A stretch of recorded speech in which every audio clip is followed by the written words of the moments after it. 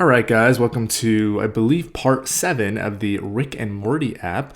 We're going to pick up exactly where we left off, building out our character list screen. Specifically, we're going to focus on the cell and a little bit of code cleanup. So before diving in, drop a like, throw a comment down there for the algorithm, say hi if you haven't said hi yet. And let's jump right into things. So let me just go ahead and build and run to refresh everyone's memory of where we had left off. So let's go ahead and take a look. So we built out a view that encapsulates the spinner as well as a nice collection view for a grid of cells. And each of those is going to show basically our single character. And right now I just kind of hard-coded having a delay to show this particular grid, but we do want to actually show it when we basically get some data back. So let me go ahead and stop this application. Let's give it a run again so it's not attached here. Sometimes if your simulator gives you issues like mine is giving me right now, it looks like I can't click on everything, so it just misbehaves. Go up to device in the toolbar and hit erase all data, and it'll just reset your simulator. It's kind of annoying, but I'll call it out since if I'm having the issue, I'm probably not the only one. So let's jump into, while that's going on, into our character list view. And inside of here, we had created this collection view and we had registered a base collection view cell to it with an ID of cell. Now, this is not exactly what we want because obviously the cell that we want to show for each of those grid elements, if it decides to show up, is basically something about a character. So we want like an image, maybe we'll show their name, maybe some other data as well. So before we start designing the cell, let's actually create a class. So in the view, I'm gonna go ahead and create a new file. It'll be a Cocoa Touch class, and we're gonna subclass the UI collection view cell. And I'm gonna go ahead and call this a RM character collection view cell, and it's going to be in Swift, no storyboard for that checkbox. And I just realized that I forgot to prefix this RM, so we're going to be good citizens and do that because we're going to try to keep everything named appropriately. So I'll prefix this and this view model here, and I'm going to make sure I prefix this here as well as here. And this is going to yell at me in a bunch of places because I need to update it. So let me update the view model name, which is right here. And I think the view is used in our controller, so I'll update this here as well. Let me do a Command B to make sure it is building. It is cool. And let's jump back into our new file. So this file is basically going to be the template of a single cell. And if you're not familiar with collection views or table views, the notion here is that we're going to reuse this same kind of template for the cell over and over. If you're coming from the world of Android, think of recycler views. And we're just going to configure it each time with different data, right? So if we show an image and just a character name, every time a new cell is used, we're going to say, okay, use this new URL for the image and use this new text for that particular character's name and assign it onto whatever label we put there. So that brings us to the notion of we got to actually register this cell to our collection view. So let's be good about this and add some documentation. So single cell for a character. And we're going to want to register this with a string. So what I like to do is create a static constant in here that we can use such that if we ever want to change it, we only have to change it in one spot and we don't have to, fumble around and look for a million strings. The other thing I'm going to do in here is do some setup work. So we're going to override the initializer. We're going to want to do some setup work inside of here. And for now, the only thing I'm going to do is just say content view background color is going to be secondary system background. Again, these colors are coming from the built-in semantic color palette. So it basically will adjust to light mode and dark mode. And these are colors provided by Apple. So you know that they're going to look really nice. We're also going to override this and just say unsupported since it is indeed required. We're going to be using constraint. So I'm going to go ahead and say add a constraint as a private function, which we'll use later on. We are also going to want to prepare this cell for reuse, which essentially means every time it's used, we want to reset it. So we'll need to override that. And just like any view, we're going to want to configure it with a view model. So I'm going to create a public function here, and it's going to be configure with a view model. And the type is going to be the name of the cell, and just suffix it with view model. It's a good naming convention. Now it's yelling at me because we obviously have not created this yet. So let's go into our view models folder, create a new Swift file. I'm just going to paste that on in. So recapping, we created that view, we did some base setup work, and we have this new view model file here. And I'm going to stick in an actual view model in here so it actually compiles when I do Command B, and it doesn't yell at me for this thing not existing. So now that we have this cell, let's actually go and register this in our collection view, which is inside of this view. So instead of the base class, we're going to say register our new cell, and the identifier will be this .cell identifier. Now, down here, where we have actually dequeued the cell, and I believe it was in the view model, we actually want to go and return it. So right now, we're dequeuing a single cell, and we want to pass the appropriate identifier to this cell. So we want it to be this .cell identifier. And let's get rid of the background color here. That's a view construct, and we've kind of put it inside the view itself. It's encapsulated to this view. Now, I know some folks are going to say, well, hey, we're in a view model. Why the heck is this a delegate and data source? So maybe what I'm going to do in a later video, or maybe this video, we're going to actually abstract this to the controller, since our controller is a little small right now. And like I mentioned earlier, it is subjective, but I do want to showcase both ways of doing it so you guys can make the choice on your own. So we're going to go ahead and give this a run, and you'll see we still do get these nice cells, except the background color is this really nice like secondary shade of whatever mode we're in, light mode or dark mode. And we want this cell to basically kind of look like this. Maybe we'll make it even lighter so it's more contrasty. But now we have a custom cell to work with, and we're going to figure out what the heck we want to put in there. So to do that, I'm going to do it on the fly. We're going to jump into our models folder, and the reason we're going to do that is I don't actually remember what character has on it in terms of properties. So it looks like we definitely have a name. We probably want to show that, it's important. And we also have a image, which presumably is a URL. I want to show that as well. And let's see, how big is this card? What else can we fit on here? Maybe we'll have a nice image up here. We'll show, the name, and then maybe we'll also show their status, right? Maybe gender and all that stuff we can show when the user taps into a card, but perhaps we want to show the actual status. And if I recall, I think this is like alive, dead, or unknown. So cool. So that all being said, let's actually build out that view. And to do that, we're going to obviously jump into that view. So let me close up all this jazz.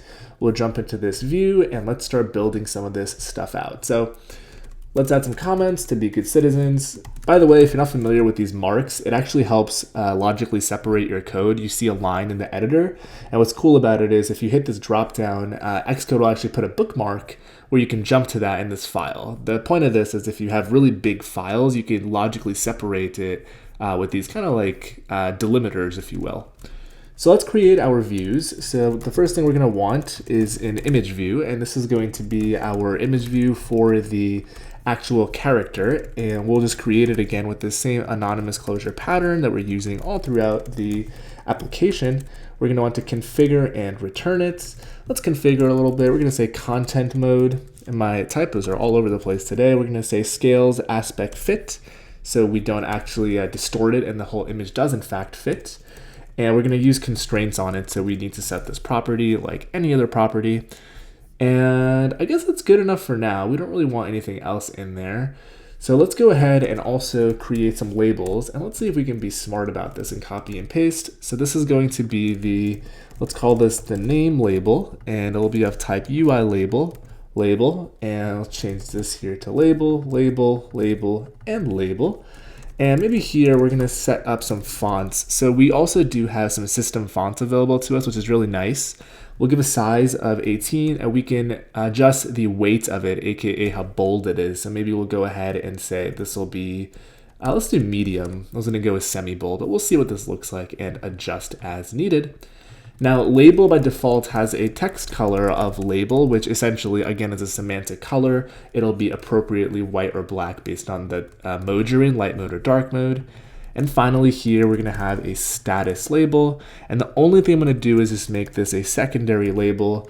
Maybe we'll make this regular, and maybe we'll decrease the size a little bit to 16. And let me actually put this back in the same line. It's not that long, doesn't need to be line broken. So cool, if you build, we should still be compiling. We now need to add all these subviews to the content view. Now you might be wondering, why don't we just add these subviews directly? And that's because these cell classes for table views and collection views give you this content view, And that actually takes care of some safe area for you. So you can in fact add it to the cell directly, but it's not actually correct in a conceptual sense. So we're going to say add subviews, which is that new function we had added as an extension. We're going to do the image view, the name label, and the status label. And if you think about it, when we reset this cell, let's implement this, we're going to want to basically just get rid of the image. Anything that's text in the name label, we'll get rid of it. And same thing for the actual status label as well. We're going to want to add some constraints, which means we'll want to call this function here. So we will do that. And respectively in here, we're going to want to add some constraints. We're going to activate a collection of constraints. I'll do this in a moment. And here we're going to want to actually do a few things. We will want to actually download the image and assign the response to the image view, as well as assign the name label and status label. So we're going to jump into the view model. And inside of here, we are going to actually figure this out. So I'm going to do a final class. We're going to add an initializer on here. And the initializer should basically take two things. Well, three things, I should say, more specifically. So we want this to take in a character name. We want it to take in a character status text. And we also want this to take in perhaps a character image URL, which will be a nullable URL. Respectively, we're going to want to actually create all of these as properties on here. So I'm going to copy and paste them. And we're going to use that cool trick to get multiple cursors and just create these here. Now by default, I made them all private, but let's see what we'll actually want to expose. Do we want to expose this URL? Well, our view doesn't really need to know about it. Our view just wants to be able to download a particular image. So we don't really need to expose this. The character text I'm passing in directly, but do we really need this to be character text? Well, we do, but we don't actually have the text directly. So let's pass in the character status, which will be rm character status. And up here, I'm going to change this, and I'm also going to change this. Now that begs the question that this is another model type, but we only want to really expose the text. And to do so, what we can in fact do is use a computed property. So here we're going to say public var character status text, and this is going to return a text, and we can simply return a character status dot raw value. Let's do that one more time, character status dot raw value. And the reason we can do that, if you recall, this thing is an enum, and we really only just care about the text associated with it. So that's pretty cool. Let's talk about character name. We want this to not be private because we will assign it directly. And let's take care of filling out our constructor here so it stops yelling at me. And by the way, I interchangeably use the terms constructor and initializer. It's the same thing. It's called constructor in a variety of languages like Java and Kotlin, which is why it's interchangeably used. But if I've confused anybody, that's basically what that is. So cool. And so we still need a function in here to create, rather fetch the image contents from a URL and return it. So I am going to create a function on here, and this is going to be public func. We're going to say fetch image, and it's simply going to have a callback, which is going to have our data, or actually I'll make it a result, and it's going to be data or an error. And we're going to have a void as well. And this whole thing is in fact escaping, which what that means is this closure, this callback can escape the context of another async job. So in here, we're going to go ahead and create a data task. Now we're going to want to fetch images in a variety of places, and this might be super redundant. So one thing that we can in fact do is we can write a utility function and actually use that, similar to what we did in our extensions for add subviews. So let me write out the function here once, the functionality, and then we're going to see if we can make it kind of more of a component to reuse.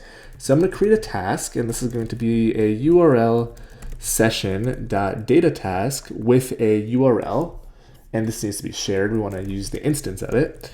Now we're going to do data task with a URL request. Now we're going to create this request in a second, and this is going to give us a completion handler. Now the way we're going to create this is up above. So let me create a request. Here I'm going to go ahead and get the completion handler. We just care about the data, frankly, and the error here. Alrighty, we're going to want to kick this task off. So we'll say task.resume. And to create the request, we're going to say that URL is our URL. So we'll say URL is character image URL because it is in fact optional. And once we've done that, we can actually say our request is a URL request where this is our URL.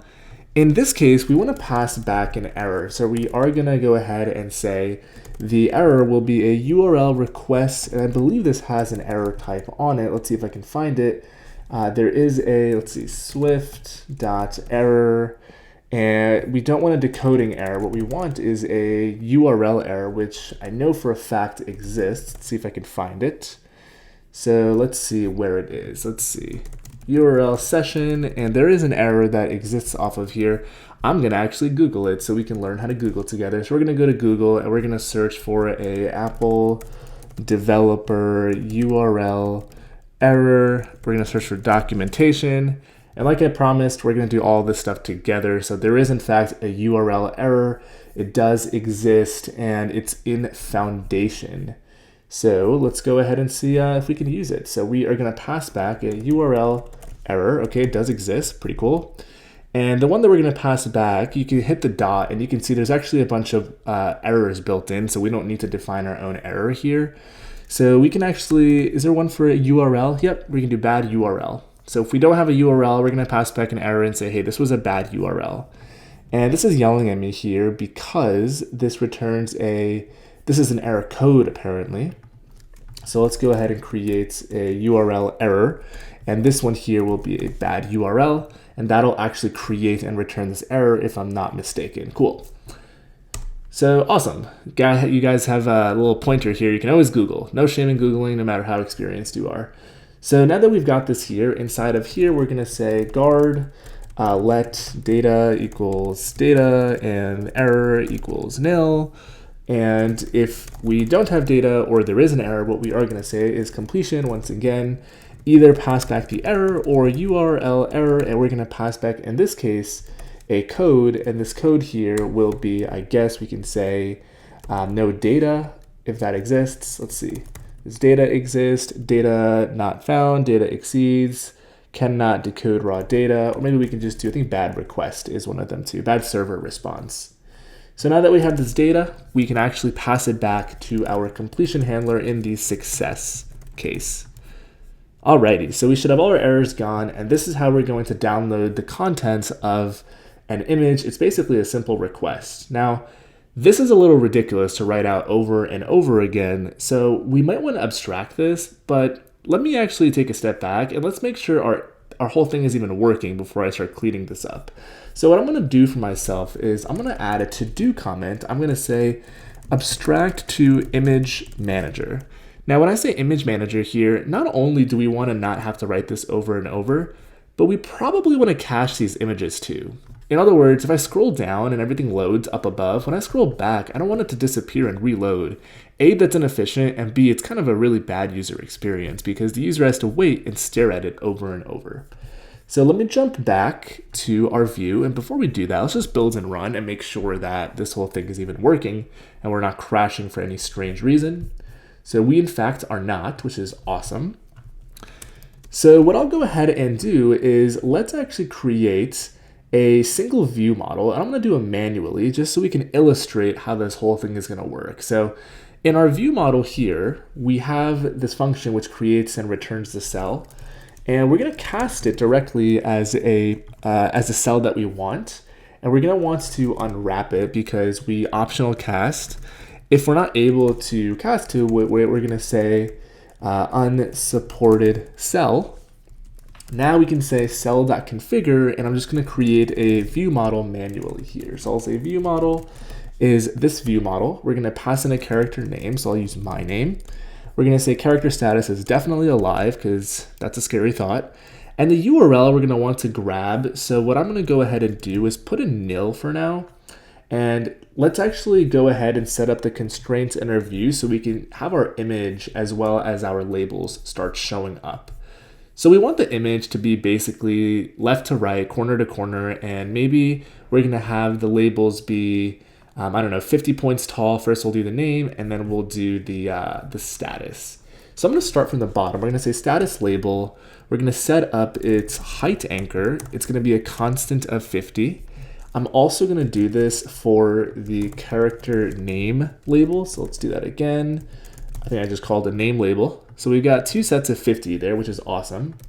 The next thing we're going to do is going to be for the status label, we're going to say the left anchor is a constraint equal to the content view's left anchor. And I want a little bit of padding, so I'm going to say 5 as a constant. Now we're going to want to do the right anchor as well. So we're going to do -5 for padding on the right and just adjust this to be right anchor. Of course, we'll want the exact same padding on the name label so I can cheat and copy and paste. Now let's set up the vertical constraints. So we want the status label to be at the bottom. So we're going to say the bottom anchor of this is going to be the content views bottom anchor, so flush with the bottom. And we're going to add a constraint and we want to move it up. So I'm going to say negative maybe 3. And then we can actually go ahead and paste this again, and this will be the name label.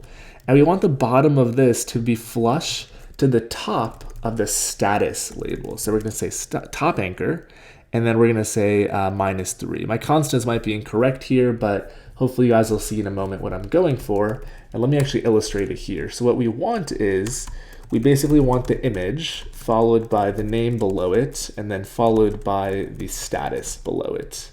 So that's kind of what I'm going for here. And these are basically a fixed height, and we've defined the left, right, and bottom. So these will get pinned there. And just to illustrate this, maybe you'll set a background color as well, since this is the first view we are in fact doing together. I'll change this one to maybe be orange. Let's build and run this, and let's just see if our labels are positioned appropriately.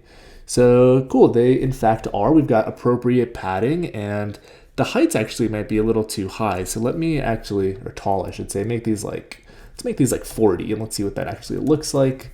And before we run it again, let me actually do the image. So we're going to do the image view. We're going to say the top anchor is a constraint equal to content view top anchor. And I'm just going to copy and paste this a total of 4 times. Left, right, and we'll do the bottom in a second. This will be left, right. And the bottom of the image is basically going to be flush to the top of the name. So we'll say top anchor like that. And maybe I'll actually do a little bit of spacing. So let's do -3 there. And I'll also respectively do a color so y'all can see what this looks like. So I'll do system green and give it a run like so.